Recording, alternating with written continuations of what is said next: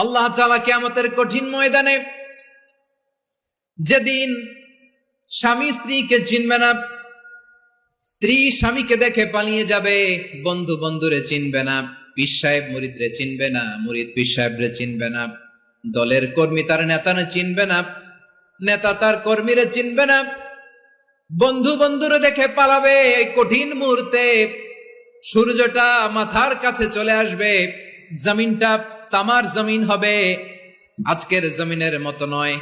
মানুষ ঘর্মাক্ত, ক্লান্ত, শ্রান্ত মাথার মগজগুলো কানের ছিদ্র আর নাকের ছিদ্র দিয়ে বেয়ে বেয়ে পড়বে।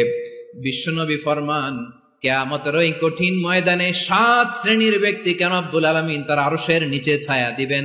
তার মধ্যে প্রথম শ্রেণীর ব্যক্তি হলো ইমামুন আদিল। ইমামুন আদিল, ন্যায়পরায়ণ শাসক,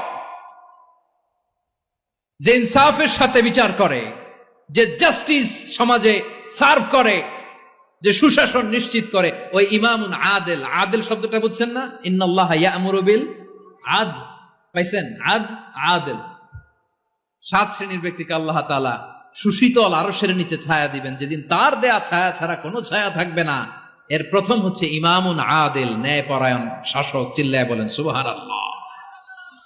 আবার বিশ্বনবী বললেন, ইন্নাল মুকসিতিনা ইনদাল্লাহি আলা মানাবিরা মিন নূর আন ইয়ামিনির রহমান। কিয়ামতের দিন যারা ন্যায়পরায়ণ হিসেবে আল্লাহর সামনে দাঁড়াবে, কিয়ামতের দিন রব্বুল আলামিন তার আরশের ডান দিকে ওই ন্যায়পরায়ণ লোকদের জন্য আরশের ডান দিকে একটা নূরের মিম্বারে তাদেরকে বসার সুযোগ করে দিবে।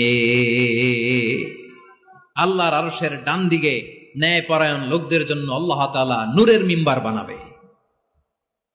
4টে কেন কথা মনে করেছেন? আল আদাল, জাস্টিস। ইন্নাল্লাহা ইয়া'মুরু বিল আদল। আল্লাহ তাআলা এই আদালতের নির্দেশনা দেয়, সুবিচার, সুশাসন। প্রিয় ভাইয়েরা, এটা আমরা বাংলাদেশে চাই কি চাই না? এই যে অরাজকতা, এই যে অন্যায়, এই যে জুলুম, এই যে ইনকনসিস্টেন্সি সমাজের অসঙ্গতির প্রধান কারণ জাস্টিস নাই, সুবিচার নাই, সুশাসন নাই। শেষবারের মতো আওয়াজ করে বলেন তো, আমরা বাংলাদেশে আদল চাই কি চাই না? অন্য আয়াতে আল্লাহ তাআলা বলছেন, وَنَضَعُ الْمَوَازِينَ الْقِسْطَ لِيَوْمِ الْقِيَامَةِ فَلَا تُظْلَمُ نَفْسٌ شَيْئًا। আমি কিয়ামতের দিন ন্যায়পরায়ণতার মানদণ্ড স্থাপন করব, যেটাকে আমরা মিজানের পাল্লা বলি। আল্লাহ বলেন, ন্যায় বিচারের মানদণ্ড কিয়ামতের ময়দানে আমি আল্লাহ স্থাপন করব।